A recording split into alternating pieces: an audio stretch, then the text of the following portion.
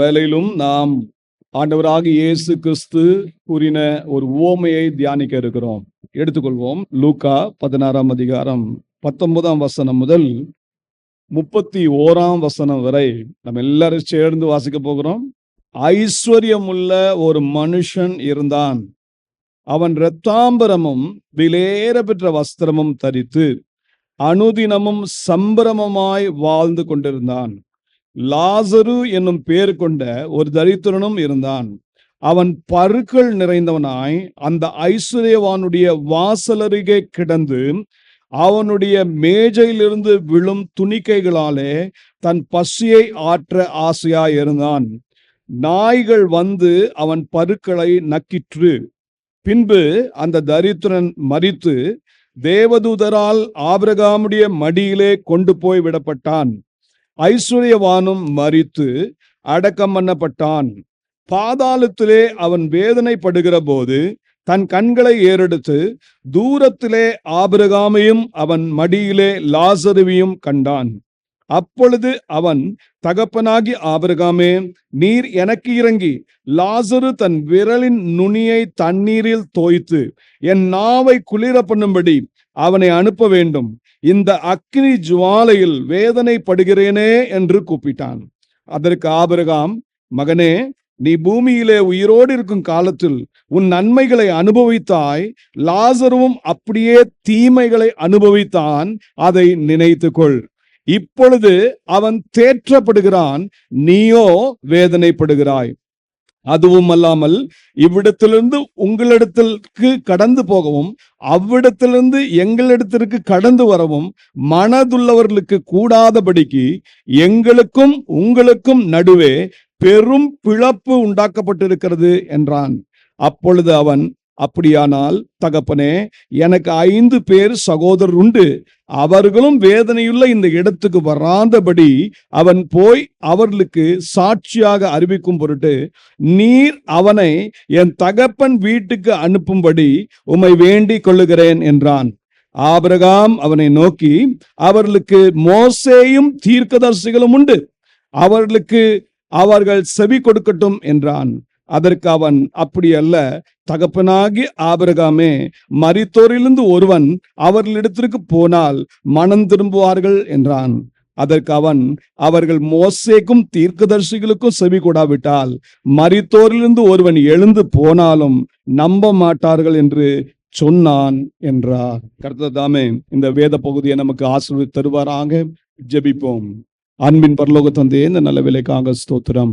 இந்த வேத வசனத்தில் இருக்கிற அதிசயங்களை காணும்படியாய் ஆண்டவரே எங்கள் கண்களை திறந்தரலும். நாங்கள் உம்முடைய வசனத்தின் மேன்மையை அறிந்து கொள்ள உதவி செய்யும். பரலோகத்தின் சத்தியங்களை அறிந்து கொண்டு அந்த சத்தியத்திற்கு ஏற்றவாறு நாங்கள் வாழ, நல்ல நற்சாட்சியுள்ள ஜீவியம் ஜீவிக்க எங்களுக்கு கிருபை செய்யும்படியாய் ஜெபிக்கிறேன். அப்படியே நீ செய்வதற்காக நன்றி. ஆவியானவரே, எங்கள் ஒவ்வொருத்தரோடும் தனிப்பட்ட விதமாய் பேசுவீராக. உம்முடைய சத்தத்தை நாங்கள் கேட்கும்படியான கிருபை தாங்க. உம்முடைய சத்தத்துக்கு கீழ்ப்படிந்து நடக்கும்படியான கிருபை தாங்க. அப்படியே நீ செய்வதற்காக நன்றி. ஆசீர்வதிப்பதற்காக நன்றி. இயேசுவின் நாமத்தில் ஜெபிக்கிறேன் நல்ல பிதாவே, ஆமென். நாம் இந்த வேத பகுதியை வாசித்தோம். இயேசு கிறிஸ்துவின் உவமை தான் இந்த வேத பகுதி. இயேசு கிறிஸ்து உவமைகளின் மூலமாக தேவனுடைய, அதாவது பரலோக ராஜ்யத்தின் சத்தியத்தை விளக்கினார். சீஷர்கள் கூட சில நேரங்களில் ஆச்சரியப்பட்டு ஆண்டவர்கிட்ட கேட்டாங்க, ஆண்டவரே, ஊமைகளின் மூலமாக ஏன் நீர் பேசுகிறீர்? அப்ப ஆண்டவர் சொன்னாரு, ஊமைகள் மூலமாக தான் நான் பரலோக ராஜ்யத்தின் சத்தியத்தை உங்களுக்கு விளக்க முடியும். ஏன்னா பரலோக ராஜ்யத்தின் சத்தியத்தை எல்லாம் விளங்குவதற்கு நம்முடைய மூளை அந்த அளவுக்கு வளரல. ஆண்டவர் பரலோக ராஜ்யத்தின் சத்தியங்களெல்லாம் அப்படியே கொடுத்துட்டாருன்னா நம்மளாம் கிரகிக்கவே முடியாது. ஆகவேதான் உவமைகள் மூலமாக அதை கற்றுக் கொடுத்தார். உவமைகள் என்பது ஒரு எளிய நடையில நம்ம புரிந்து கொள்ள விதமாக ஒரு கதையாக அவர் ஒரு பெரிய சத்தியத்தை அவர் விளக்குறார். அப்போ அந்த உவமைகள் சீக்கிரமா நம்ம புரிந்து கொள்ளலாம். இயேசுவினுடைய உவமைகள் பல உண்டு. ஆண்டவர் சொல்ற அந்த உவமை எளிய நடையில தான் இருக்கு. ஆனா அந்த பரலோக ராஜ்யத்தின் சத்தியம் நமக்கு விளங்கணும் அப்படின்னு சொன்னா இயேசுக்கு அது ஒரு கண்டிஷன் வச்சுட்டார். என்ன கண்டிஷன் தெரியுமா? யாரெல்லாம் ஆண்டுடைய வசனத்தை கூர்ந்து கவனிக்கிறாங்களோ, அந்த உவமையை கூர்ந்து கவனிக்கிறாங்களோ, அந்த கூர்ந்து கவனிக்கிறது மாத்திரமல்ல, அதை அப்படியே நம்புகிறார்களோ, நம்பி அதற்கு கீழ்ப்படுகிறார்களோ, அவர்களுக்கு மாத்திரம்தான் இயேசு கூறின உவமையின் முழு அர்த்தமும் புரியும். மற்றபடி அவர் ஒரு கதை சொல்றாரு, நம்ம கதையை கேட்டுட்டு போயிருவோம். கொஞ்சம் இயேசு அதை விளக்கின விதத்தை கவனிங்க. கீழ்ப்படுகிறவர்களுக்கு இயேசு கிறிஸ்து கூறுகிற உவமை புரியும். இயேசு தாமே சொன்ன வார்த்தையை சொல்கிறேன். மத்தேயு 13ஆம் அதிகாரம் 11ஆம் வசனம். அவர்களுக்கு அவர் பிரதித்துரமாக, பரலோக ராஜ்யத்தின் ரகசியங்களை அறியும்படி உங்களுக்கு அருளப்பட்டிருக்கிறது. அவர்களுக்கோ அருளப்படவில்லை. யாரை பார்த்து சொல்லுகிறார்? சீஷர்களை பார்த்து சொல்றார். உங்களுக்கு அது அருளப்பட்டிருக்கிறது, மற்றவர்களுக்கு அருளப்படவில்லை. ஏன்? காரணம் என்ன தெரியுமா? இந்த சீஷர்கள் ஆண்டவராகிய இயேசு கிறிஸ்து கூறின உவமையை உன்னிப்பாய் கவனித்தார்கள். உன்னிப்பாய் கவனித்தது மாத்திரமல்ல, அதை ஏற்றுக்கொண்டார்கள், சந்தோஷமாக ஏற்றுக்கொண்டார்கள். சந்தோஷமாக ஏற்றுக்கொண்டது மாத்திரமல்ல, அதன் மேல் நம்பிக்கை வைத்தார்கள், அதற்கு கீழ்ப்படிந்தார்கள். ஆகவேதான் இயேசு சொன்னார், உங்களுக்கு அது வெளிப்படுத்தப்பட்டிருக்கிறது. நீங்கள் பரலோக ராஜ்யத்தின் ரகசியங்களை நீங்கள் அறிந்து கொள்ள முடிகிறது. காரணம் என்னன்னா, நீங்க கீழ்ப்படுகிற பிள்ளைகள். ஆகவே இந்த செய்தி ஆரம்பிக்கும் முன்பாகவே நான் சொல்லுகிறேன், இந்த செய்தி உங்களுக்கு புரிய வேண்டும் என்றால் நீங்கள் கீழ்ப்படுகிற பிள்ளைகளாக இருக்க வேண்டும். தேவனுடைய பரலோக ராஜ்யத்தின் ரகசியங்களை நீங்கள் அறிந்து கொள்ள வேண்டும் என்றால் நீங்கள் கீழ்ப்படுகிற பிள்ளைகளாக காணப்பட வேண்டும். அப்படின்னா நீங்க என்ன செய்வீங்க? கவனமா கேட்பீங்க. அப்ப இப்போ கேட்கும்போது எப்படி கேட்க போறீங்க? கவனமா கேட்க போறீங்க, கூர்ந்து கவனிக்க போறீங்க. அது மட்டும் இல்ல, இது கர்த்தருடைய வார்த்தை என்ற ஒரு நம்பிக்கையோட, விசுவாசத்தோட கேட்க போறீங்க. இப்படி கேட்டு அதை ஏற்றுக்கொள்ள போகிறீங்க. அப்ப நிச்சயம் சொல்வேன், அதை கீழ்ப்படிவதற்கும் தேவன் உதவி செய்வார். அவர் தம்முடைய ரகசியங்களை உங்களுக்கு வெளிப்படுத்துவார். ஆகவே தேவன் உவமைகள் மூலமாக பரலோக ராஜ்யத்தின் ரகசியங்களை வெளிப்படுத்தினார். சில பேருக்கு இந்த பகுதி மேல சந்தேகம் இருக்கிறது. ஊழியர்களுக்கும் இருக்கிறது, விசுவாசிகளுக்கும் இருக்கிறது. இந்த ஐஸ்வர்யவான் லாசரு, இந்த கதை உண்மையாகவே நடந்த சம்பவமா, இல்லாவிடில் இது உவமையா அப்படின்னு நிறைய பேருக்கு இந்த சந்தேகம் இருக்கு. நான் சொல்வேன், இது உவமைதான். லாசரு என்ற ஒரு நபர் தேவன் தன்னுடைய அந்த உவமையில ஒரு பார்ட்டா வச்சிருக்காரு. அதே போல ஐஸ்வர்யவான் என்ற ஒரு மனிதனை வைத்திருக்கிறார். இது உவமை.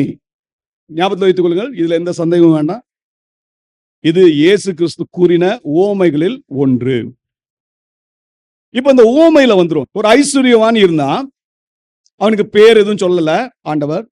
அதே இடத்துல இன்னொன்னு ஒரு மனிதன் இருக்கான், அவனுக்கு பேர் கொடுக்கப்பட்டிருக்கிறது. அவன் பேர் தான் லாசரு. இவன் ஐஸ்வர்யமுள்ள ஒரு மனுஷன். இவனுக்கு வீடு, சுதந்திரம் எல்லாம் இருக்கிறது. வேலைக்காரர்கள், வேலைக்காரிகள் இருக்கிறார்கள். நல்ல செல்வாக்கோடு வாழ்கிறான், நல்ல சம்பிரமமாய் வாழ்கிறான். இதுதான் இந்த ஐஸ்வர்யவானுடைய பூமிக்குரிய வாழ்க்கை. 19ஆம் வசனத்தை கவனிங்க. அந்த மனுஷன் இரத்தாம்பரமும் விலையேற பெற்ற வஸ்திரமும் தரித்த ஒரு மனிதனாயிருந்தான். அது மட்டுமல்ல, இயேசு எப்படி சொன்னார் கவனிங்க. அவன் அனுதினமும் சம்பிரமமாய் வாழ்ந்து கொண்டிருந்தான். எப்படியா? ஒரு நாள் இல்லைங்க, 2 நாள் இல்லைங்க, அனுதினமும், எவ்ரிடே, ஒவ்வொரு நாளும் ஆடம்பரமான ஒரு வாழ்க்கை, லக்ஸூரியஸ் லைஃப், சுகபோகமாய் வாழ்ந்தவன். இது ஐஸ்வர்யவானுடைய நிலை. ஆனா இவனுக்கு பேரை ஆண்டவர் கொடுக்கவே இல்லை. பெயர் ஒரு மனிதனுக்கு தேவன் கொடுக்கிற ஆசீர்வாதம். ஞாபகத்தில் வைத்துக் கொள்ளுங்கள். ஒரு மனிதனை தேவன் ஆசீர்வதிக்கிறார்னா அவனுக்கு ஒரு புதிய பெயரை சூட்டுவார். ஜெயம் கொள்ளுகிற ஒவ்வொரு தேவ பிள்ளைக்கும் தேவன் ஒரு புதிய நாமத்தை தரிப்பிக்கிறார். அப்படின்னா பெயர் கொடுக்கப்படாத ஒரு நபராய் காணப்படுகிறான் என்றால் தேவனுடைய ஆசீர்வாதத்தை இழந்தவனாய் இந்த ஐஸ்வர்யவான் காணப்படுகிறான். ஆனா மனித பார்வையிலே, உலக பார்வையிலே இந்த மனிதனை போல ஆசீர்வதிக்கப்பட்ட ஒரு மனிதன் வேறு எவரும் இல்லை என்று நீங்கள் சொல்லலாம். நல்லா கவனிங்க, உலக பார்வை வேற, பரலோகத்தின் பார்வை வேற. மனிதனின் பார்வை வேற, என் தேவனுடைய பார்வை வேற. என் தேவன் பார்க்கிற பார்வையில நீங்க அவருக்கு பிரியமான பிள்ளைகளா இருப்பீர்கள் என்றால் உங்களை பார்க்கிலும் பாக்கியவான் எவரும் இந்த உலகத்தில் இல்லை. ஆனால் என் ஆண்டவராகிய இயேசு கிறிஸ்துவின் பார்வை உங்கள் மேல் இராவிட்டால், நீங்கள் அவருடைய பிரியத்தை சம்பாதிக்காவிட்டால், ஒருவேளை இந்த உலகத்தில் ஐஸ்வர்யவானாய் திகழலாம், இந்த உலகத்தின் சகல சந்தோஷத்தை அனுபவிக்கலாம், சம்பிரமமாய் வாழலாம். ஆனால் ஒரு நாள் அதுக்கு முடிவு உண்டு என்பதை மறந்து விடாதீர்கள். அந்த முடிவுக்கு பிறகுதான் நித்திய கோபாக்கனை காத்து கொண்டிருக்கிறது என்பதை மறந்து விடவே கூடாது. இயேசு தம்முடைய உவமையின் மூலமாக இதை வெளிப்படுத்தி கொண்டே இருக்கிறார். இந்த ஐஸ்வர்யவான் இப்படிதான் வாழ்ந்தான். அடுத்த சைட்ல ஒரு லாசரு என்ற ஒரு தரித்திரன் இருக்கிறான். பாருங்க என்ன அழகா இயேசு சொன்னார். 20ஆம் வசனம், லாசரு என்னும் பெயர் கொண்ட ஒரு தரித்திரனும் இருந்தான். எந்த நாட்களிலே? இந்த ஐஸ்வர்யவான் வாழ்ந்த நாட்களிலே அவனோடு அதே இடத்துல அவனும் சஞ்சரிக்கிறான். எப்படி இருக்கிறான்னு கவனிங்க. அந்த தரித்திரனுடைய வாழ்க்கையில என்னெல்லாம் இருக்குன்னா, பருக்கள் இருக்கு, பருக்கள், சிரங்கு, என்ன தோல் நோயோ எனக்கு தெரியல. ஆனா அந்த தோல் நோய் எப்படி இருக்குன்னா, அதுல அப்படியே அந்த அந்த தோல், அந்த பருக்கள் எல்லாம் சீல் வழிகிறதா இருக்கிறது. ஏன்னா நாய் அதை நக்குதான். சற்று அதை உங்க கண்ணு முன்னாடி அந்த காட்சியை கொண்டு வந்து பாருங்க. ஒரு தரித்திரன் லாசரு, அவன் சரீரம் முழுவதும் பற்களால் நிறைந்திருக்கிறது, சீல் வழிகிறது. இந்த மனிதன் எங்கே கிடக்கிறான்னு கேட்டீங்கன்னா, இந்த ஐஸ்வர்யவானுடைய வீட்டிலே வாசல் அண்டையிலே கிடக்கிறான். வெகு தூரம் அல்ல. இவன் வீட்டுல இருந்து வெளியில வந்தாலே முதல் பார்க்கிறது யாருன்னா இந்த லாசரு தான். ஆனா இந்த லாசரு எப்படி கிடக்கிறான் கவனிங்க. படுத்து கொண்டு இருக்கும் பொழுது நாய் வருது. ஒருவேளை அந்த ஐஸ்வர்யவானுடைய நாயா இருக்கலாம். அந்த நாய் அப்படி நக்குது. எவ்வளவு பரிதாபமான நிலை. இன்னும் ஒண்ணு கவனிங்க. இந்த தரித்திரன், அதாவது இந்த லாசரு என்ன செய்யறான்னா, ஒவ்வொரு நாள் அந்த அந்த ஐஸ்வர்யனுடைய அந்த போஜன மேஜையை பார்க்கறான். எதுக்காக தெரியுமா? கொஞ்சம் பசியார முடியுமா? பசியார ஆசையாயிருந்தான். வசனம் எப்படி சொல்றா? பசி ஆறினான் என்று இல்ல. நல்ல கவனிங்க. அவனுடைய மேஜையிலிருந்து விழும் துணிக்கைகளாலே தன் பசியை ஆற்ற ஆசையாயிருந்தான். தினந்தோறும் வரான். அந்த ஐஸ்வர்யவான் போஜன அந்த மேஜை பக்கத்துல நிக்கிறான், எதிர்பார்க்கிறான். அந்த துணிக்கை விழுமா, என் ஆசை தீருமா, எனக்கு திருப்தி கிடைக்குமா என்று யோசிக்கிறான். ஆனால் திருப்தி அடையவில்லை. ஏன் தெரியுமா? அந்த ஐஸ்வர்யவான் இவனுக்கு சரியான போஜனம் கொடுக்கவும் இல்லை. என்ன கிண்டல் கேலி செஞ்சிருப்பான்னு யோசித்து பாருங்க அந்த ஐஸ்வர்யவான். ஆனா இந்த லாசரு நல்ல பேர் ஆண்டவர் சூட்டி இருக்கிறார். ஏன் தெரியுமா? இந்த லாசரு யாருன்னு கேட்டீங்கன்னா, தேவனுடைய கிருபையை பெற்றவன். நீங்களும் நானும் தேவ கிருபையை பெற்றிருக்கிறோமா? நீங்கள் லாசருவை போல வாழ்ந்து கொண்டிருக்கிறீர்களா? யார் தேவனுடைய கிருபையை பெற முடியும்? கிருபையை பெற்றவனுடைய நிலை என்ன? எபேசியர் அதனுடைய 2ஆம் அதிகாரம் 1ஆம் வசனம் முதல் 8ஆம் வசனம் வரைக்கும் வாசித்து பாருங்கள். ஒரு காலத்துல நாம் பாவத்தினாலும் அக்கிரமத்தினாலும் மரித்து போயிருந்தோம். பிசாசு நம்மை தன்னுடைய அடிமைத்தனத்தில் சிக்க வைத்திருந்தான். அவன் சொன்னபடி நடந்தோம். நம்முடைய மாம்சமும் நம்முடைய மனசும் விரும்பினபடி வாழ்ந்தோம். ஆனா என்றைக்கு ஆண்டவராகிய இயேசு கிறிஸ்துவை நோக்கி பார்த்து, அவருடைய கல்வாரி சிலுவை நோக்கி பார்த்து, இயேசுவே, நான் ஒரு பாவி, நான் ஒரு அடிமை, என்னை விடுதலையாக்கும், உம்முடைய இரத்தத்தினால் என்னை கழுவி சுத்திகரியும், என்னை பரிசுத்தமாக்கும் என்று சொன்னபோது, பிதாவாகிய தேவன் தம்முடைய கிருபையை நம்மேல் அளவில்லாமல் ஊற்றினார். எப்படி ஊற்றினார் கவனிங்க. அதனுடைய 4 வசனம். தேவனோ இரக்கத்தில் ஐஸ்வர்யம் உள்ளவராய் நம்மில் அன்பு கூர்ந்த தம்முடைய மிகுந்த அன்பினாலே அக்கிரமங்களில் மரித்தவர்களாய் இருந்த நம்மை கிறிஸ்துவுடனே கூட உயிர்ப்பித்தார். கிருபையினாலே ரட்சிக்கப்பட்டீர்கள். கிருபை பெற்ற மனிதன் பாவத்தின் அடிமைத்தனத்திலிருந்தும் சாபத்தின் அடிமைத்தனத்திலிருந்தும் மீட்டெடுக்கப்படுகிறான், ரட்சிக்கப்படுகிறான். லாசரு ஆண்டவரை நோக்கி பார்த்தான், தேவனுடைய கிருபையை பெற்றான், தன்னுடைய வாழ்க்கையில் இருந்த அந்த அடிமைத்தனத்திலிருந்து விடுதலை பெற்றான். உண்மை. உடனே ஆண்டவர் அவனை ரட்சித்த பிறகு அவனை எந்த நிலையில தூக்குகிறார் என்று கேட்டீங்கன்னா, ஒரு பரிதாபமான பாவ நிலையில இந்த மனிதனை லாசருவை இப்ப தூக்கி அப்படியே உன்னதங்கள்ல உயர் ஸ்தலங்கள்ல உயர்த்துகிறவராய் இருக்கிறார். இது லாசருவுக்கு மாத்திரம் இல்ல, நமக்கும் தேவன் அந்த கிருபையை தருகிறார். நாம் உண்மையாக ஆண்டவரை நோக்கி பார்த்த ஆண்டவரை கிருபைக்காக கெஞ்சுவோம் என்றால், நம்முடைய பாவங்களுக்காக நாம் மனஸ்தாபப்பட்டு அறிக்கை செய்து, ஆண்டவரே என்னை மன்னியும், என்னை பரிசுத்தமாக்கும், நம்முடைய பிள்ளையா மாற்றும் என்று சொல்லும் போது, ஆண்டவர் கிருபையா இறங்கி தம்முடைய இரத்தத்தினால் நம்மை கழுவி சுத்திகரித்து மீட்டெடுத்து கிறிஸ்துவுக்குள் நம்மை யௌவன சந்ததியாய் மாற்றி தம்முடைய பிள்ளையாய் மாற்றுகிறார். ஹல்லேலூயா. நாம் கிருபையை பெற்றவர்களாய் மாறுகிறோம். நமக்கு என்ன பேர் தேவன் கொடுக்கிறார்? லாசரு என்ற ஒரு பேர் சூட்டுகிறார். ஹல்லேலூயா. லாசரு உயிர்ப்பிக்கப்பட்டார். அவருடைய வாழ்க்கை மாறிடுச்சு. ஆனா உலக வாழ்க்கை மாறின மாதிரி தேவன் காட்டல. உலகத்துல அவர் யார்? ஒரு தரித்திரன். உலகத்துல யார்? ஒரு வியாதியஸ்தன். இன்னும் உலகத்துல பாத்தீங்கன்னா அவரை ஜனங்கள் எப்படிதான் பார்ப்பாங்கன்னா, ஐயோ பாவம், நாய் கூட வந்து இவருடைய பற்களை போய் நக்குதே, எப்படிப்பட்ட உடையை உடுத்திருப்பார் என்று யோசித்து பாருங்கள். ரொம்ப கிழிந்த துணியை உடுத்திருப்பார். ஆனால் அவர் எப்படிப்பட்ட மனிதன் தெரியுமா? கிருபையை பெற்ற மனிதனுடைய ஒரு விசேஷித்த தன்மையை காட்டுறேன். நாய் பற்களை போய் நக்குது, டப்புன்னு ஒரு கொம்புச்சு அடிச்சார. கிருபையை பெற்ற மனிதன் கொடுக்கிற மனிதனாய் மாறுவான். கிருபையை பெற்ற மனிதன் தீமையை விரும்ப மாட்டான், நன்மை செய்வான். தீமைய சகிப்பான், அனுபவிப்பான். ஆனா அவுட்புட் என்ன தெரியுமா? நன்மை.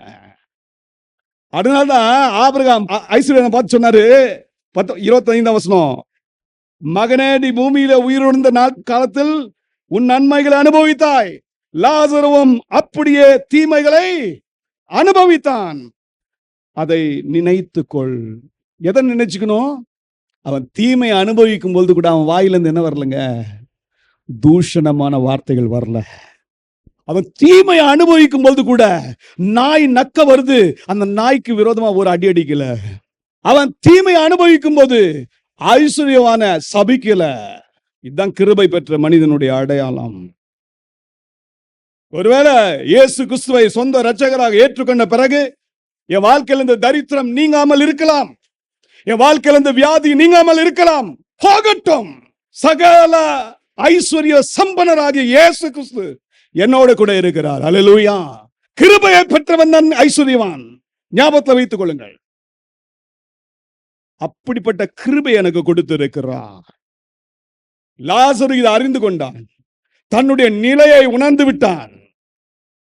இன்னைக்கு அநேக விசுவாசிகளுக்கு தங்கள் கிறிஸ்துவுக்குள் பிறந்தார்கள் என்று தெரிகிறது. ஆனா கிறிஸ்துவுக்குள் இருக்கும் பொழுது அவருடைய உன்னத நிலையை குறித்த அறிவற்றவர்களாய் இன்றைக்கு அநேக கிறிஸ்துவர்கள் வாழ்ந்து கொண்டிருக்கிறார்கள்.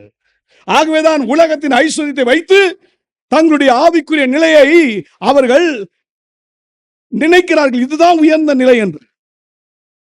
அப்படி அல்ல. இயேசு இந்த ஓமையின் மூலமாக நமக்கு சுட்டி காட்டினது எது தெரியுமா? நீ ஆண்டவருடைய பிள்ளையா மாறலாம், ஆனா இந்த உலகத்துல உனக்கு தரித்திரமும் இருக்கலாம், உன் வாழ்க்கையில வியாதியும் இருக்கலாம். ஆனா கவலைப்படாத, நான் உன்னை எனக்கென்று விசேஷித்த ஒரு பிள்ளையா தெரிந்தெடுத்திருக்கிறேன்.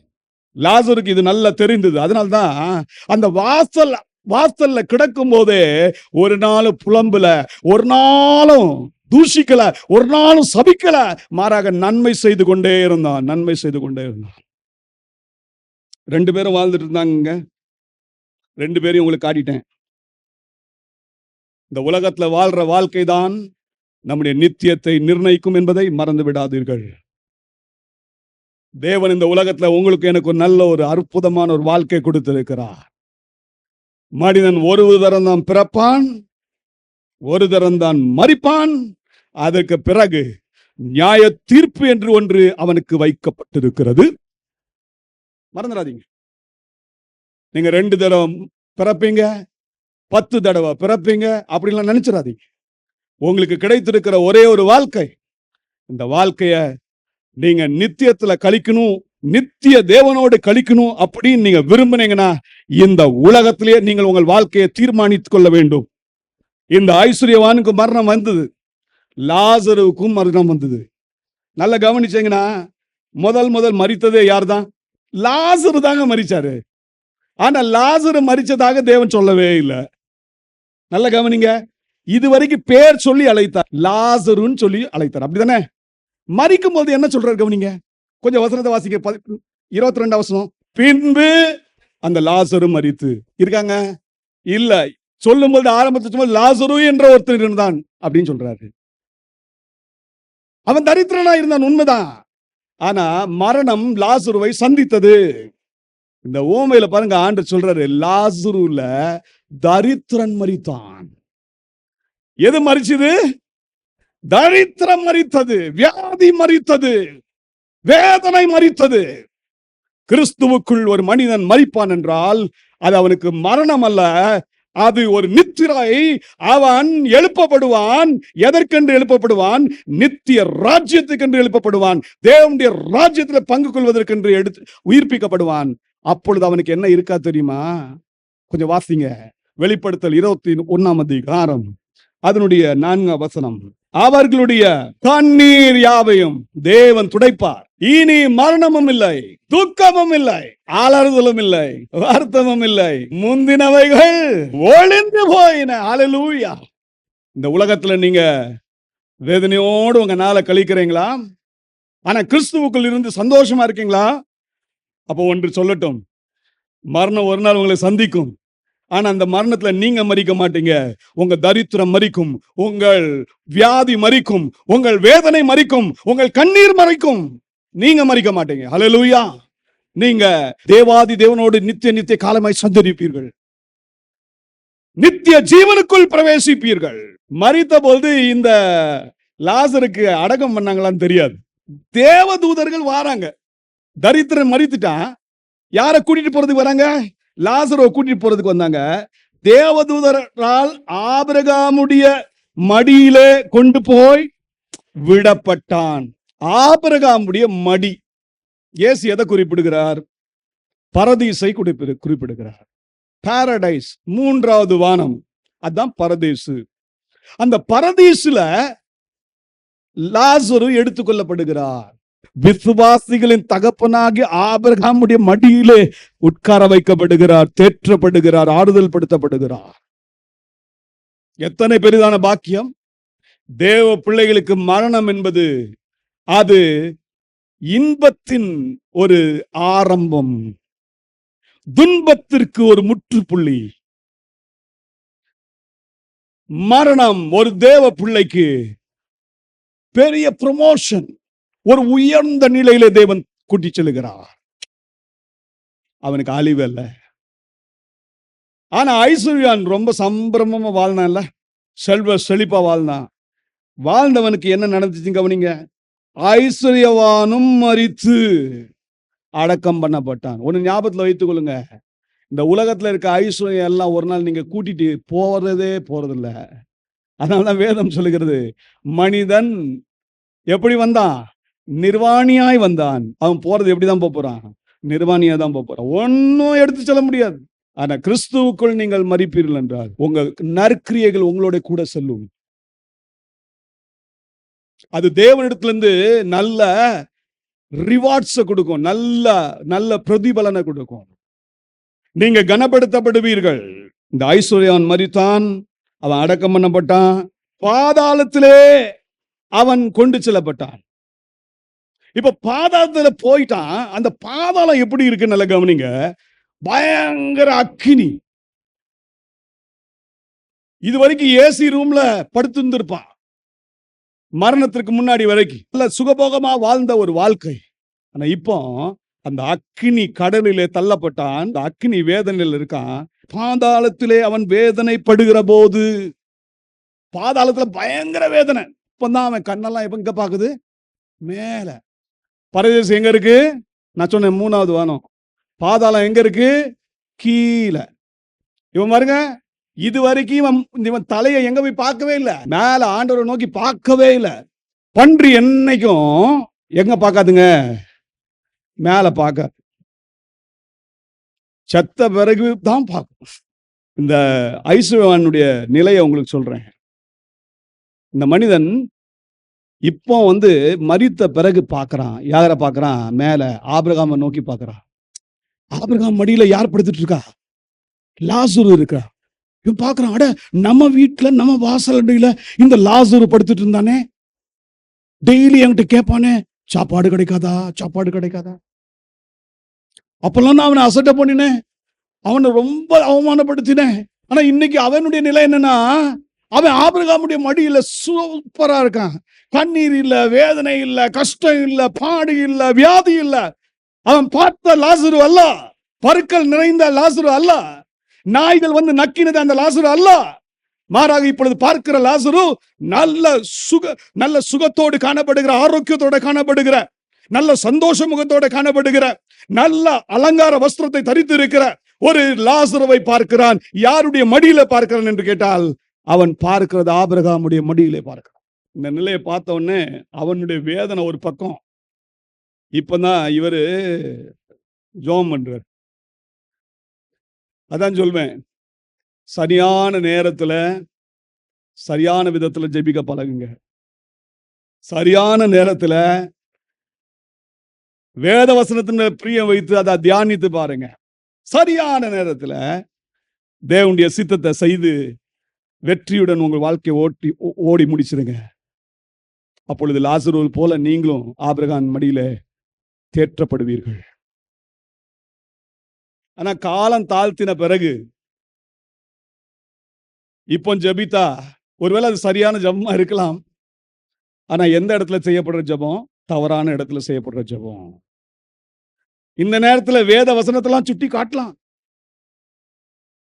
ஆனா இப்போ தவறான இடத்துல உட்கார்ந்துட்டு சொல்ல முடியாது. இப்போ தேவ சித்தத்தை நிறைவேற்றணும்னு ஆசை வரலாம். ஆனா தவறான இடத்துல இருந்து தேவ சித்தத்தை நிறைவேற்ற முடியாது. இதுதான் இந்த உவமையில ஆண்டவர் நமக்கு கற்றுக் கொடுக்கிறார். இப்போ நான் சொல்லுகிறேன், கவனியுங்கள். லாசரு பரதேசிக்கு எடுத்துக் கொள்ளப்படுகிறான். இன்னொரு விதத்தில் சொன்னா பரலோகத்துக்கு எடுத்துக் கொள்ளப்படுகிறான். தேவனோடு நித்திய காலமாய் வாழ்வதற்கான ஒரு பெரிய பாக்கியத்தை லாசரு பெற்றான். காரணம் என்ன? தேவனுடைய கிருபையை பெற்றவன். ஒரு மனிதனுடைய பாவங்கள் மன்னிக்கப்பட்டு அவன் பரிசுத்தமாக்கப்பட்டு ஒரு வெற்றியுள்ள வாழ்க்கை வாழ்ந்தால், ஜெயம் கொண்டால், அவன் நிச்சயமாகவே பரலோகத்திலே தேவனோட வாசம் பண்ணுவான். இது முதல் சத்தியம். அடுத்தது நீங்க கவனிக்கணும், ஐஸ்வர்யவானை போல வாழ்ந்துராதே.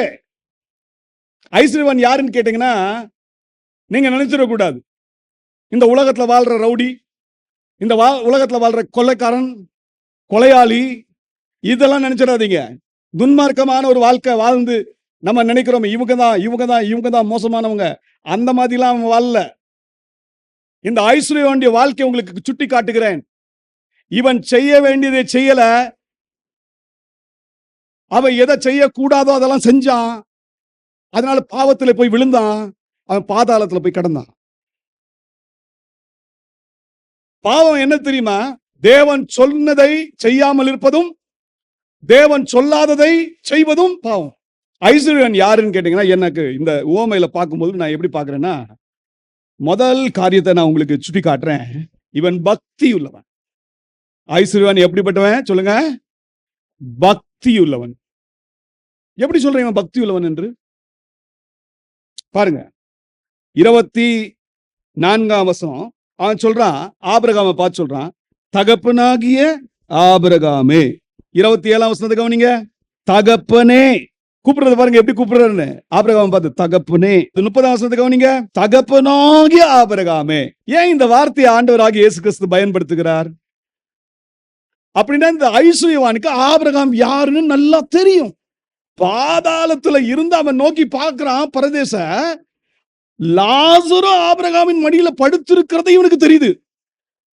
அப்படின்னா இந்த மனிதன் ஆலயத்துக்கு போறவன், இந்த மனிதனுக்கு தெரியும் சத்தியம்.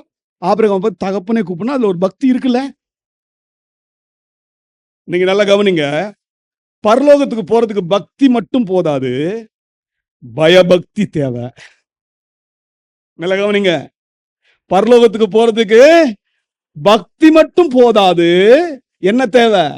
பயபக்தி தேவை. எப்படி சொல்லுகிறேன்? வாசியுங்கள். எபிரேயர் அதனுடைய 12ஆம் அதிகாரம் 28ஆம் வசனம். அசைவில்லாத ராஜ்யத்தை பெறுகிறவர்களாகிய நாம் பயத்தோடும் பக்தியோடும் தேவனுக்கு பிரியமாய் ஆராதனை செய்யும்படி கிருபையை பற்றி கொள்ளணும். நீங்க அசைவில்லாத ராஜ்யம் பெறணுமா லாசருவை போல? அப்படின்னா நீங்க எப்படி தேவனை ஆராதிக்கணும்? பயத்தோடும் பக்தியோடும். அதுக்கு என்ன தேவை? கிருபா, தேவ கிருபா. அந்த தேவ கிருபை நீங்க பற்றி கொள்ள வேண்டும். அப்படின்னா என்ன அர்த்தம் தெரியுமா? ஒரு பயபக்தி உள்ள மனிதன் காணப்பட வேண்டிய குணாதிசயம் என்ன கேட்டீங்கன்னா, மனத்தாழ்மை, கீழ்ப்படிதல் இருக்கா? தேவன் மேல் அன்பு இருக்கணும். இன்னைக்கு நம்முடைய வாழ்க்கையில பயபக்தி மிக மிக அவசியம். அப்ப பயபக்தி உள்ள மனிதன் எப்படி இருப்பான் மட்டும் உங்களுக்கு சொல்லி காட்டுறேன். யாக்கோபு அதனுடைய 1ஆம் அதிகாரம் 26ஆம் வசனம் 27ஆம் வசனம். உங்களில் ஒருவன் தன் நாவை அடக்காம தன் இருதயத்தை வஞ்சித்து தன்னை தேவ பக்தி உள்ளவன் என்று எண்ணினால் அவனுடைய தேவ பக்தி வீணாயிருக்கும். திக்கற்ற பிள்ளைகளும் விதவைகளும் படுகிற உபத்திரவத்திலே அவர்களை விசாரிக்கிறதும் உலகத்தால் கரைப்படாதபடிக்கு தன்னை காத்துக் கொள்கிறதுமே பிதாவாகிய தேவனுக்கு முன்பாக மாசில்லாத சுத்தமான பக்தியா இருக்கிறது. பிதாவாகிய தேவனுக்கு முன்பாக சுத்தமான மாசில்லாத பக்தி எதுன்னு கேட்டீங்கன்னா, முதல் காரியத்தை கவனிங்க, உங்க நாவை அடக்க பழகணும். நம்முடைய வாயின் வார்த்தைகள் தேவனை மகிமைப்படுத்துகிற வார்த்தைகளாய் இருக்க வேண்டும். நம்முடைய வாயின் வார்த்தைகள் தேவன் நமக்கு கொடுத்திருக்கிற அந்த விலையேற பெற்ற ரட்சிப்பை பிரதிபலிக்கிற வார்த்தைகளாய் காணப்பட வேண்டும்.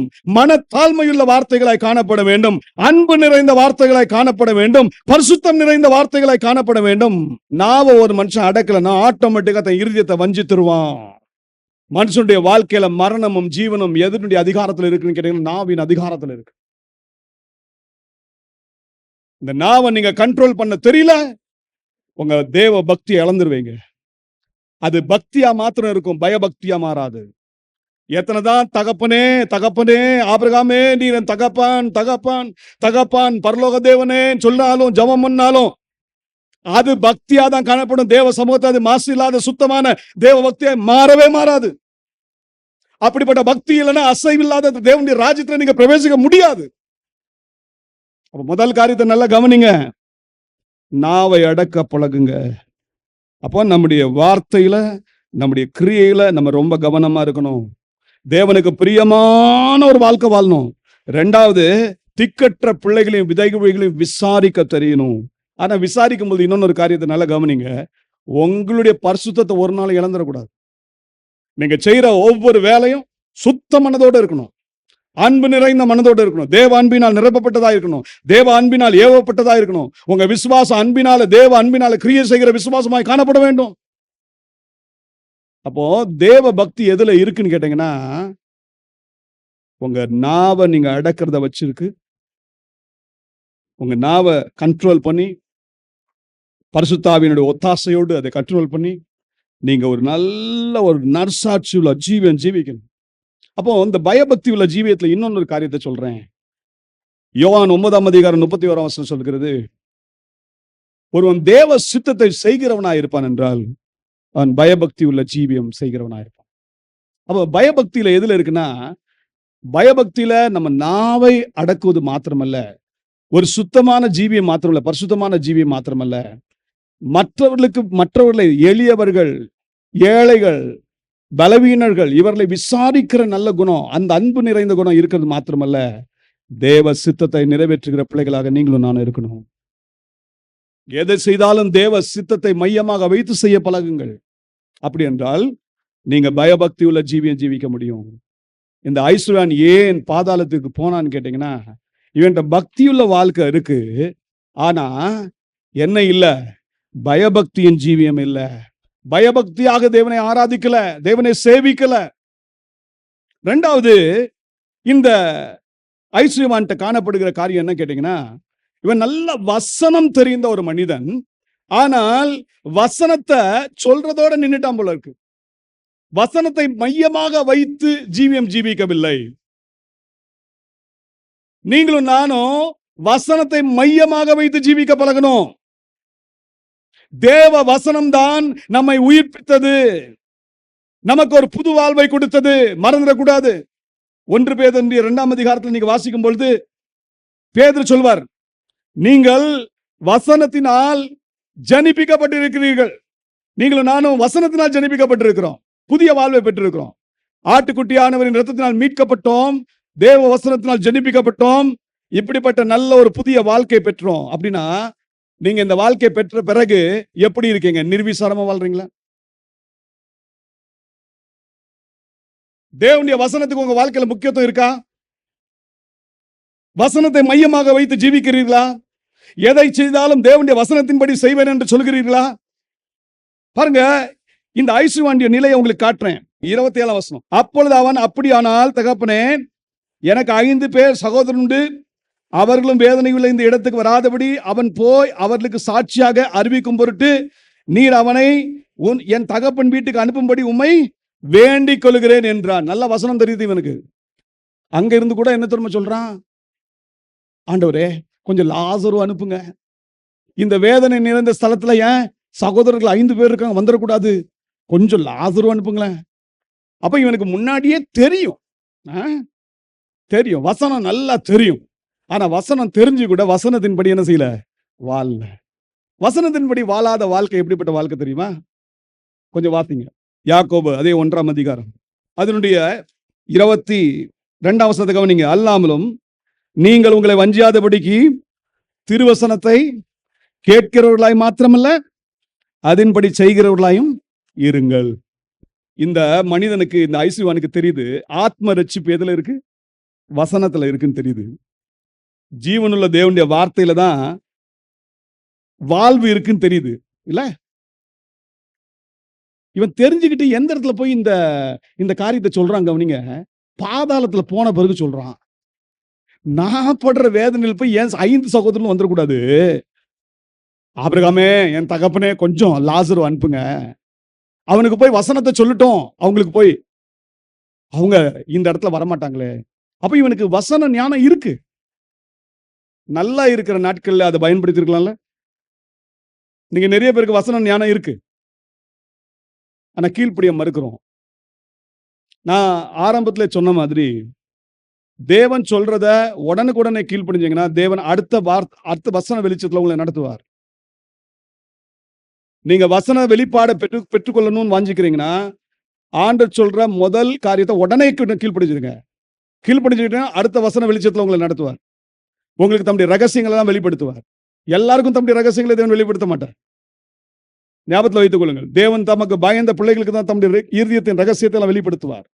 அப்பனா வேத வசனத்தை நீங்க எந்த அளவுக்கு பிரியம் வைக்கிறீங்க, அதை எப்படி தியானிக்கிறீங்க, அதை எப்படி கடைப்பிடிக்கிறீங்க, இதை வைத்துதான் உங்களுடைய நித்தியம் நிர்ணயிக்கப்படுகிறது. இந்த ஐஸ்வர்யவான் பாதாளத்துல போயிட்டு வசனத்தின் மேன்மையை அங்க வெளிப்படுத்துறான். ஆனா காலம் போச்சு, இனிமேல் காலம் கிடைக்காது, கிருபை நீங்கிருச்சு. இப்ப தேவ கோபாக்கினை காலாயிட்டான். அப்ப ரெண்டாவது, சுயத்தை மையமாக வைத்து அவன் ஜீவிக்காததுதான் காரணம். மூணாவது, ஜபத்தின் காரியம்லாம் நல்லா தெரியும். ஆனா ஜபம் இல்லாத ஒரு வாழ்க்கை வாழ்ந்திருக்கிறான். ஜபம் இல்லாத ஒரு வாழ்க்கை பாருங்க. இங்க இவன் ஜபம் பண்ற விதத்தெல்லாம் கவனிங்களேன். 27 வசனத்துல பாருங்க, தகப்பனே எனக்கு 5 பேர் சகோதரர் உண்டு, அது பண்றான். அதுக்கு நடுவுல பாருங்க 24 வசனத்தை கவனிங்க. தகப்பனாகிய ஆபிரகாமே நீர் எனக்கு இறங்கி லாசரு தன் விரலின் நுனியை தண்ணீரில் தோய்த்து என் நாவை குளிர பண்ணும்படி அவனை அனுப்ப வேண்டும், இந்த அக்னி ஜுவாலையில் வேதனைப்படுகிறேனே என்று கூப்பிட்டான். எங்க போய் ஜபிக்கிறான்? பாதாளத்துல போய் ஜபிக்கிறான். இப்ப வேதனைப்படுற நேரத்தை ஜபிக்கிறான். கொஞ்சம் லாசருவின் அந்த கையிலிருந்து அந்த நுனியிலிருந்து கொஞ்சம் அப்படியே தண்ணீரை சொட்டு சுட்டா விட்டீங்கன்னா எனக்கு நல்லா இருக்குமே அப்படின்னு கேட்கிறான். இதே போல தன்னுடைய 5 சகோதரர்களுக்காக ஜெபம் பண்றான். அவங்க நித்திய அழிவுல போயிடக்கூடாதுன்னு பாக்குறான். தான் இருக்கிற இடத்துல அவங்க வந்துடக்கூடாதுன்னு சொல்றான். அடுத்தது இந்த ஜபத்துல இன்னொரு காரியத்தை கவனிங்க. இவன் ஜெபம் பண்ற விதத்தை பாத்தீங்களா? ஏன்னா இவன் உலகத்தை இப்படிதான் ஜெபிச்சிருப்பான்னு நினைக்கிறேன். எப்படி ஜெபிச்சிருப்பான்? ஆண்டவருக்கே ஆலோசனை சொல்றது. நம்ம நிறைய பேர் ஜெபம் பண்றது பார்த்திருக்கீங்களா? ஆண்டவருக்கே நல்ல ஆலோசனை சொல்லுவோம். ஆண்டவரே இப்படி செஞ்சா நல்லா இருக்குல்ல. ஆண்டவர் போய் ஆண்டவரே உங்களுடைய சித்தத்துக்கு நான் அர்ப்பணிக்கிறேன், நீங்க என்ன சொல்றீங்களோ கேட்டு நடக்கிறேன்னு சொல்ற மாதிரி இந்த மாதிரி ஜெபம் பண்றது இல்ல. அநேக நேரத்தில் நம்முடைய ஜெபங்கள்லாம் ரொம்ப ஃப்ளவரிங், அந்த அருமையான என்ன சொல்றது, நல்ல வார்த்தைகளை சொல்லி நம்ம ஜெபிக்கிறோம். அந்த ஜெபத்துல தேவன் பிரியப்பட மாட்டாரு. உள்ளத்தின் ஆழத்துல இருந்து வரணும். தேவ சித்தத்தை நிறைவேற்றுகிற ஜெபமா இருக்கணும். தேவனுக்கு ஒரு பிரியமான ஜெபமா இருக்கணும். அதுக்கு பேர் தான் ஆவியில நிறைந்து ஜெபிக்கிற ஜெபம். பரிசுத்த ஆவிக்குள் நிறைந்து ஜெபிக்கிற ஜெபம் ஜீவியம் நமக்கு தேவை. இவன் பாருங்க, இந்த பாதாளத்தை வந்து கூட ஜெபிக்கிறான். எப்படி ஜெபிக்கிறான் தெரியுமா? ஆபிரகாமுக்கு ஆலோசனை சொல்றான். ஆபிரகாமே என் ரொம்ப கஷ்டப்படுறேன், கொஞ்சம் என்ன செய்யுங்க, லாசரு அனுப்பி என் நாக்க குளிர பண்ணுங்கன்னு கேட்டா கூட அர்த்தம். லாசரு ஆபிரகாமின் மடியில நல்லா சூப்பரா இலைப்பாரிட்டு இருக்காரு, தேற்றப்பட்டு இருக்காரு. அந்த இடத்துல இருந்து வந்து இவருக்கு வந்து அந்த அக்னி ஜுவாலையில வந்து அவருக்கு அவருடைய உதட்டுல அவருடைய வாயில என்ன பண்ணுமா, தண்ணீரை கொஞ்சம் சொட்டு சுட்டா வைக்கணுமா. என்ன வேண்டுதல் பாத்தீங்களா? அடுத்தது என்ன வேண்டா? உடனே ஆபிரகாம் சொல்லிட்டாரு, எப்பா உனக்கும் எங்களுக்கும் நடுவில் பெரிய பிளப்பு இருக்கு, 2 பேரும் நாங்க ஒருத்தர் வந்து சந்திக்க முடியாதுன்னு சொல்லிட்டோன்னே சரி அடுத்ததுல போயிட்டான். நான் இந்த அக்னி வேதனையில கஷ்டப்படுறேன், என் 5 சகோதரர்கள் மட்டும் இங்க வந்துடக்கூடாது. அப்ப நான் என்ன செய்யணும்? லாசரை திருப்பி அனுப்புங்க, என் தகப்பன் வீட்டுக்கு அவனை அனுப்புங்க. அப்ப கூட ஆலோசனை தகப்பன் வீட்டுக்கு. உடனே ஆபிரகாம் சொல்றாரு, எப்பா லாசர்லாம் அனுப்ப முடியாது, அவங்களுக்கு மோசையும் தீர்க்கதரிசிகளும் இருக்கிறாங்க, அவங்க வார்த்தையை கேட்டாலே போதும். அவங்க வார்த்தையை கேட்டாங்கன்னா அவங்க பரலோகத்துக்கு வரலாம். அவங்க வார்த்தையை கேட்கலன்னா நிச்சயம் அவன் பரலோகத்துக்கு வரவே முடியாது. ஒருவேளை லாசருவே உயிரோட எழுந்து திருப்பி பூமிக்கு போனா கூட அவங்க கேட்க மாட்டாங்கன்னு சொல்லிட்டாரு. அப்ப நல்லா கவனிங்க, இவன் ஜெபிக்கிறான். ஆனா ஜெபத்துல எப்படி இருக்கு பாருங்க, ஆலோசனை நிறைந்த, ஆண்டவருக்கு ஆலோசனை கொடுக்கிற, ஒரு சுயத்தை மையமாக வைத்திருக்கிற ஜெபம். அப்படின்னா இவன் உலகத்துல இருக்கும்போது இப்படிதான் ஜெபிச்சிருக்கான். உலகத்துல இருக்கும்போதே சுயத்தை மையமாக வைத்துதான் ஜெபிச்சிருக்கான். நம்ம ஜெப ஜீவியம் என்னைக்குமே சுயத்தை மையமாக வைத்து ஜெபிக்கவே கூடாது. நமக்கு நமக்கு நமக்கு நமக்கு எனக்கு வேணும் எனக்கு வேணும் எனக்கு வேணும், இந்த மாதிரி ஜெப ஜீவியம் நம்ம வாழ்க்கையில ஒரு நாள் வந்துடக்கூடாது. 4வது காரியத்தை சொல்றேன். இவன் வாழ்க்கையில ஆடம்பரம் இருந்துச்சு. என்ன இருந்துச்சு பாருங்க. ஐஸ்வர்யமுள்ள ஒரு மனுஷன் இருந்தான். அவன் இரத்தாம்பரமும் விலையேற பெற்ற வஸ்திரமும் தரித்து அனுதினமும் சம்பிரமமாய் வாழ்ந்தான். நல்ல கவனிங்க, ஆடம்பரமான வாழ்க்கைக்கும் அலங்காரமான வாழ்க்கைக்கும் வித்தியாசம் இருக்கிறது. ஆடம்பரமான வஸ்திரம் பரலோகத்துக்கு எடுத்து செல்லாது. அலங்காரமான வஸ்திரத்தை உடுத்துவீர்கள் என்றால் பரலோகத்துக்கு நீங்கள் போவீர்கள். ஆண்டவர் நமக்கு கொடுக்கறதுலாம் அலங்கார வஸ்திரம். அலங்காரம்னா அழகை மேம்படுத்தும், நம்ம அழகை இன்னும் ரெட்டிப்பாக்கும். ஆடம்பரம் என்ன தெரியுமா? அழக வியாபாரமா மாத்திரும். அழக ஒரு கீழ் மட்டமான அர்த்தத்துல கொண்டு வந்து நிறுத்திடும். இதுதான் ஆடம்பரம். அதனாலதான் தீமோத்தேயுக்கு எழுதும்போது அப்போஸ்தலனாகிய பவுல் என்ன எழுதினார் பாருங்க. ஒரு மிக முக்கியமான காரியத்தை 1 தீமோத்தேயு 5ஆம் அதிகாரம் 6ஆம் வசனம், சுகபோகமாய் வாழ்கிறவள் உயிரோடே செத்தவள். இதுக்கு பேர் தான் ஆடம்பரமான வாழ்க்கை. ஏன் சுகபோகமாய் வாழ்கிறவள் அப்படி சொன்னா, நிறைய டைம் என்னது, பெண்கள் அதிகமா என்ன செய்வாங்க, அலங்காரம்லாம் பண்ணுவாங்க. ஆனா அலங்காரமே என்னவா மாறிடக்கூடாது? உங்களுக்கு ஆடம்பரமா மாறிடக்கூடாது. அலங்காரம் எது வரைக்கும் நல்லதுன்னு கேட்டீங்கன்னா, உங்களை அழகா காட்டுறது வரைக்கும் நல்லது. ஆனா அதே அழகு மற்றவர்களுக்கு இடரலாய் மாறிடக்கூடாது. தேவனுடைய நாமத்தை அவகீர்த்தி செய்கிறதா மாறிடக்கூடாது. இதுல கவனமா இருக்கணும். ஒரு விசுவாசி இதுல ரொம்ப கவனம் செலுத்தணும். இவன் செல்வ செழிப்பா வாழ்ந்தான், ஆண்டருக்கு அதுல எந்த பிரச்சனையும் இல்லை. ஐஸ்வர்யமா இருந்தா ஆண்டருக்கு எந்த பிரச்சனையும் கிடையாது. எப்ப பிரச்சனை தெரியுமா? அவன் அனுதினமும் சம்பிரமமாய் வாழ்ந்ததுதான் பிரச்சனை. ஏன் அனுதினமும் சம்பிரமமா வாழ்ந்தான்? அவன் ஆடம்பர வாழ்க்கையை விரும்பினான். அதாவது ஆடம்பர வாழ்க்கையில என்ன இருக்கும் தெரியுமா? சிற்றின்பத்தை அனுபவிக்கணும், சுகபோகத்துல நான் வாழணும், தேவனை சேவிக்கிற எண்ணமே இருக்காது. இதுதான் ஆடம்பரமான வாழ்க்கை. சுயத்தை மையமாக வைக்கிற ஜீவியம் தான் ஆடம்பரமான ஒரு வாழ்க்கை. தேவன் நமக்கு கொடுத்திருக்கிற ஐஸ்வர்யத்தினாலே, தேவன் நமக்கு கொடுத்திருக்கிற நல்ல செல்வத்தினாலே நாம் தேவனுடைய சித்தத்தை நிறைவேற்றுகிற பிள்ளைகளாய் இருக்க வேண்டுமே ஒழிய, நன்மை செய்கிற பிள்ளைகளாய் இருக்க வேண்டுமே ஒழிய, ஒரு நாள் நம்முடைய சுய இஷ்டத்தையும் சுய வாஞ்சையையும் சுய விருப்பத்தையும் நிறைவேற்றுகிற பிள்ளைகளாக இருக்கக்கூடாது. என்னைக்கு இது வழிவகுத்ததோ அதுக்கு பேர் தான் ஆடம்பரம்.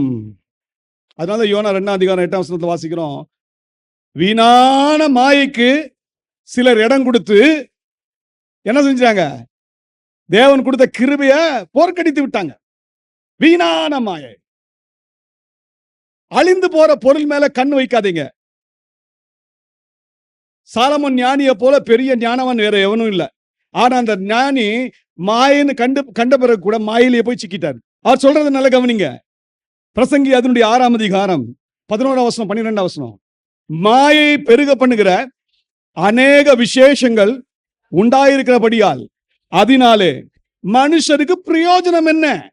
நிழலை போன்ற, நல்ல கவனிங்க, நிழலை போன்ற மாயையான தன் ஜீவ காலத்தை போக்கும் மனுஷனுக்கு இந்த ஜீவனில் நன்மை இன்னதென்று அறிந்தவன் யார்? இந்த கேள்வி எழுப்பினார் பாத்தீங்களா? இந்த ஞானி கூட இந்த கேள்விக்கு சரியான விடை கண்டுபிடிக்கல. ஆனா லாஸ்ட்ல கண்டுபிடிச்சாரு. ஆனா அவர் அப்படி வாழல. இந்த உலகத்துல நம்ம என்ன நினைக்கிறோம்? நம்ம சுயத்தை திருப்திப்படுத்துவதற்காக ஆடம்பரமான வாழ்க்கைக்கு இடம் கொடுத்துறோம், சிற்றின்பங்களுக்கு இடம் கொடுத்துடுறோம், சுகபோகத்துக்கு இடம் கொடுத்துடுறோம். நம்ம சரீரத்தை எப்படிலாம் சந்தோஷிப்பிக்கலாம். ஞானியுடைய எண்ணத்தை கொஞ்சம் உங்களுக்கு காட்டுறேன் பாருங்க. பிரசங்கி அதனுடைய 2ஆம் அதிகாரம் 1ஆம் வசனம். நான் என் உள்ளத்திலே சொல்லிக் கொண்டது என்னவென்றால், வா, இப்பொழுது உன்னை சந்தோஷத்தினாலே சோதித்து பார்ப்பேன், இன்பத்தை அனுபவி என்றேன், இதோ இதுவும் மாயையாய் இருந்தது. சாலமோன் ராஜா எழுதி வச்சிட்டாரு, வெளிப்படையா எழுதிட்டாரு. இன்னைக்கு நிறைய பேருக்கு உள்ளுக்குள்ளே என்ன இருக்கு? இந்த ஆசை தான் இருக்கு. எப்படிடா உள்ளத்தை நம்ம சரீரத்தை சந்தோஷிப்பிக்கலாம், நம்ம எப்படி இந்த உலகத்துல சுகபோகமா வாழலாம், ஆடம்பரமா வாழலாம், எங்க இருக்கு? உள்ளத்துல இருக்கு. சாலமோன் ஞானிக்கு வாய்ப்பு கிடைச்சது. என்ன செஞ்சது தெரியுமா? ஞானம் எல்லாம் கிடைச்சது அவருக்கு. ஒரு சைடுல ஞானம், அடுத்த சைடுல தான் ஞானத்துல வளராம தன்னுடைய சுய பலத்துல சுய சித்தத்துல நடந்தாரு. என்ன நடந்தாரு? மதுபானத்தினால சரீரத்தை அப்படியே குளிப்பாட்டினாரு. மதுபானம் குடிச்சு பார்த்தாரு. வீட்டுல நல்ல சூப்பரான வீடு கட்டினாரு, வேலைக்காரிகளை வச்சாரு, தோட்டங்களை நாட்டினாரு, எத்தனையோ காரியத்தை செய்தார். இந்த 2ஆம் அதிகாரம் ஃபுல்லா வாசித்து பாருங்க. எவ்வளவு விஷயம் இந்த உலகத்துல எதெல்லாம் சுகம் தர முடியுமோ, இன்பம் தர முடியுமோ, சந்தோஷம் கொடுக்க முடியுமோ எல்லாவற்றையும் செய்து பார்த்தாரு. செய்து பார்த்துட்டு கடைசியில ஒரு வார்த்தையை சொன்னாரு பாருங்க. அதாங்க பரிதாபமான வார்த்தை. என்ன சொன்னார் பாருங்க? என் கைகள் செய்த சகல வேலைகளையும் நான் பட்ட எல்லா பிரயாசத்தையும் கண்ணோக்கி பார்த்தேன், இதோ எல்லா மாயையும் மனதுக்கு சஞ்சலமாய் இருந்தது, சூரியனுக்கு கீழே பலன் ஒன்றும் இல்லை. இதாங்க முடிவு.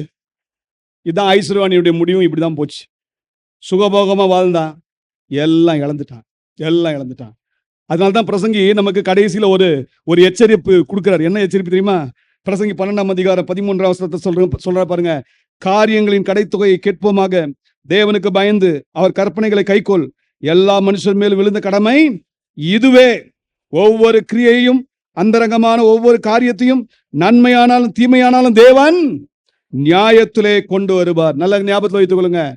நம்ம தேவனுக்கு பயந்து அவருடைய கற்பனைகளுக்கு கீழ்ப்படிந்து நடந்தா நமக்கு நித்திய ஜீவன் உண்டு. இல்லாவிடில் ஒரு நாள் நித்திய நியாய தீர்ப்பு நமக்கு காத்து கொண்டிருக்கிறது. ஒவ்வொரு கிரியைகளையும் தேவன் நியாயம் தீர்க்க போற நாள் வரப்போகுது. ஐஸ்வர்யவான் ஏன் பாதாளத்துல போய் அவன் இருந்தான் என்று சொன்னா அவன் ஆடம்பர வாழ்க்கைக்கு இடம் கொடுத்தான். தனக்கு தனக்கு தனக்கு தனக்கு, இதுதான் அவனுடைய மந்திரமா இருந்துச்சு. இந்த பூலோகத்துல தனக்கு தனக்கு தா தா தா தா தா என்று சொல்லுகிற அட்டைகள் இருக்கா? நீதிமொழிகள் இதனுடைய 30ஆம் அதிகாரம் 15ஆம் வசனம் 16ஆம் வசனம் கொஞ்சம் வாசிங்க பார்க்கலாம். தா தா என்கிற 2 குமாரத்திகள் அட்டைக்கு உண்டு. திருப்தி அடையாத 3 உண்டு. போதும் என்று சொல்லாத 4 உண்டு.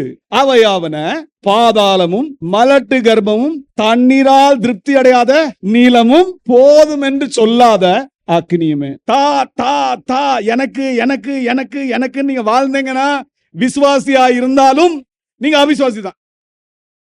கடைசி முடிவு எங்க போயிடும்? ஐஸ்வர்யவான் மேல. ஐஸ்வர்யவான் எங்க போனா? பாதாளத்துக்கு போனா. ஏன்னா வாழ்க்கை முழுதும் என்னதான் கேட்டான்? மரணத்துக்கு முன்னாடி வரைக்கும் தா தா தா என் உடலை நல்ல சந்தோஷமா நான் குளிப்பாட்டுறேன் சொன்னான். என்ன நடந்துச்சு? பாதாளத்துல போய் முடிவு ஆயிடுச்சு. அங்க வேதனைப்படுறான், அழுறான். அழுதுனாலும் புலம்பினாலும் மனம் திரும்பினாலும் இனிமேல் என்ன இல்லை? ரட்சிப்பு இல்லை. அதனால நல்ல கவனிங்க. ஐஸ்வர்யவான் ஏன் பாதாளத்துக்கு போனான்னா ஆடம்பர வாழ்க்கையை தெரிந்து கொண்டான். தேவனுடைய பயபக்திக்குரிய வாழ்க்கைக்கு பதிலாக சிற்றின்பத்தை தெரிந்து கொண்டான். உலகத்தின் மேல் அன்பு வைத்தான். உலகத்தின் பொருட்கள் மேல அன்பு வைத்தான். தேவன் மேல அன்பு வைக்கல. நமக்கு ஆண்டவர் மேல 100% அன்பு வேணுங்க. 100% அன்பு தேவன் மேல வேணும். இதுக்காக நீங்க ஜெபிக்கணும், ஆயத்தமாகணும், உங்களை அதற்கென்று பலிபீடத்துல அர்ப்பணிக்கணும். கடைசியில ஒன்று சொல்லி முடிக்கிறேன். இந்த ஐஸ்வர்யவான் ஏன் பாதாளத்துக்கு போனா என்று சொன்னா, இவன் நன்மை செய்ய பழகவே இல்லை. இவன் என்ன செஞ்சானா, நன்மை செய்யல, நன்மைகளை அனுபவித்தான். 25ஆம் வசனத்தை கவனிங்க. நீ பூமியிலே உயிரோடு இருக்கும் காலத்தில் உன் நன்மைகளை அனுபவித்தாய். ஒரு விசுவாசி கூட இந்த லட்சணம் இருக்கக்கூடாது, இந்த குணாதிசயம் இருக்கக்கூடாது. நான் உலகத்துல வாழும்போது நன்மைகளை அனுபவித்தேன் என்று ஒரு விசுவாசியும் சொல்லக்கூடாது. ஏன் அப்படி சொல்றேன்? நீங்க வேற விதமா சொல்லணும். நான் நன்மை செய்தேன் என்று சொல்லணும். எப்படி சொல்லணும் சொல்லுங்க? நன்மை செய்தேன் என்று சொல்லணும். அப்ப என்ன, நன்மையை அனுபவிக்கிறதுக்கும் நன்மை செய்யறதுக்கும் என்னங்க வித்தியாசம்? நன்மையை அனுபவிக்கிற தனக்கு மாத்திரம் தான் நன்மையை பயன்படுத்தினான். தேவன் கொடுத்த ஆசீர்வாதங்களை தனக்கு தனக்கு தனக்குன்னு பயன்படுத்திட்டான்.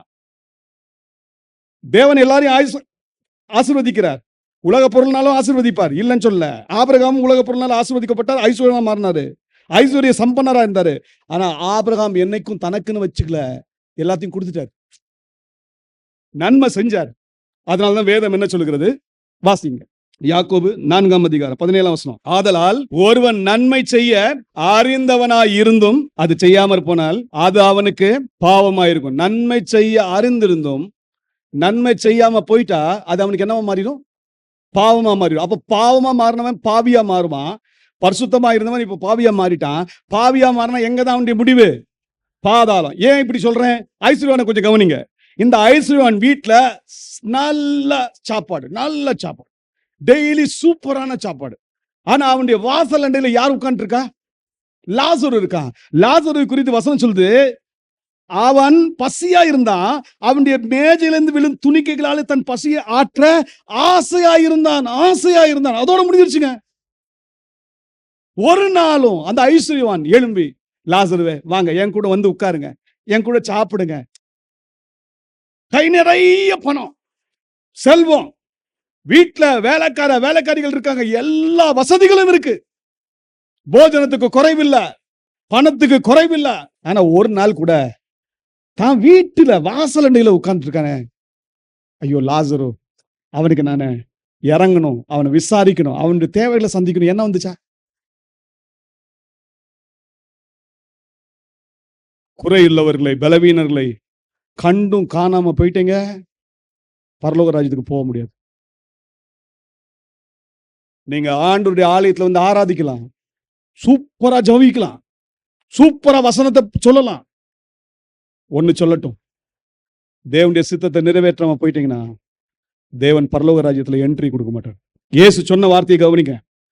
மத்தேயு 7ஆம் அதிகாரம் 12ஆம் வசனம். ஆதலால் மனுஷர் உங்களுக்கு எவைகளை செய்ய விரும்புகிறீர்களோ அவைகளை நீங்களும் அவர்களுக்கு செய்யுங்கள். நம்ம யூசுவலா என்னது விரும்புவோம்? எனக்கு இவங்க செய்யணும் விரும்புவோம். செய்யலனா கோபம் வந்துடும். என்னை அவர்கள் கனப்படுத்தவில்லை, எனக்கு இதை செய்யவில்லை, எனக்கு அதை செய்யவில்லை, இதெல்லாம் சொல்றோம்ல. அதே மாதிரி தேவன் என்ன சொல்ற, நீ விரும்புறல, அவ முதல்ல நீ செய். என் பக்கத்துல ஒருத்தர் ரொம்ப சுகவீனமா இருக்காரு. கண்டுக்காம போயிடக்கூடாது. தேவ அன்பை வெளிப்படுத்தணும். பசியா இருக்காரு, நம்ம கையில எல்லாம் இருக்கு, எடுத்து கொடுங்க. அதனால ஆண்டவர் சொல்லி கொடுத்தாரு, உன் சத்துரு பசியா இருந்தால் அப்படியே விட்டுட்டு போயிரு. கர்த்தருடைய கோவாக்கினை உன்மேல் வந்தது என்று சொல்லி நல்ல பிரசங்கம் பண்ணிட்டு போகாத. அங்க நில்லு, அந்த சத்துருவை பாரு, அவன் பசியா இருக்கான், நல்ல சாப்பாடு கொடு, வயிறார சாப்பாடு கொடு, சாப்பாடு கொடுத்துட்டு போ, ஆசீர்வதிச்சுட்டு போ. ஒருவேளை அந்த சத்துரு மனம் திரும்பலன்னு வச்சுக்கோங்களேன், ஆண்டவர் சொல்றாரு, நெருப்பு தழல் அவன் தலைமையில் இருக்கும். யார் தலைமையில இருக்கும்? சத்ருவின் தலைமையில இருக்கும், உங்க தலைமையில இருக்காது. எதுக்கு சொல்றேன்? நம்ம பிறரை எப்படி நேசிக்கணுமா, இதுதான் யாக்கோபு நமக்கு சொல்லி தந்தார். யாக்கோபு அதனுடைய 2ஆம் அதிகாரம் 8ஆம் வசனம், உன்னிடத்தில் நீ அன்பு கூறுவது போல பிறனிடத்திலும் அன்பு கூறுவாயாக என்று வேத வாக்கியம் சொல்லுகிற ராஜரீக பிரமாணத்தை நீங்கள் நிறைவேற்றினால் நன்மை செய்வீர்கள். யாருக்கு நன்மை செய்வீங்க? உங்களுக்கே நன்மை செய்வீங்க. அல்லேலூயா. அதனால தான் சொன்னேன், நன்மையை அனுபவிக்காதீங்க, நன்மை செய்யுங்க. நன்மையை அனுபவிக்கிறவன் பாதாளத்துக்கு போவான். தேவனுக்கென்று நன்மை செய்கிறவன், நற்கிரியைகளை செய்கிறவன் தேவனுடைய ராஜ்யத்திலே பிரவேசிப்பான். அல்லேலூயா. ஐஸ்வர்யவான் நன்மையை அனுபவித்தான். லாசரு இந்த பூலோகத்தில் இருக்கும்போது நன்மை செய்தான். லாசரு ஆபிரகாமின் மடியிலே எடுத்துக்கொள்ளப்பட்டான்.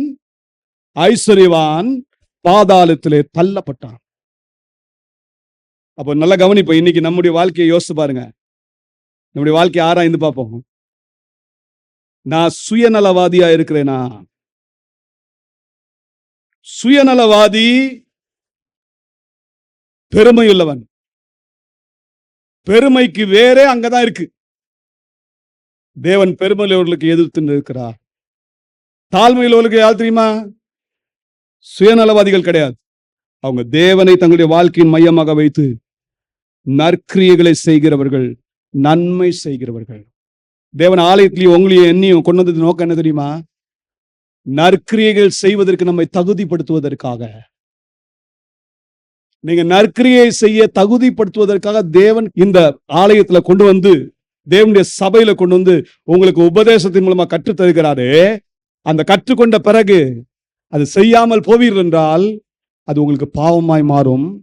பாவமாய் மாறினால் பரலோகத்துக்குள்ள பிரவேசிக்க முடியாது, பாதாளத்திற்கு தான் போகும். இன்னைக்கு நம்மை நாம ஆராய்ந்து பார்ப்போம்.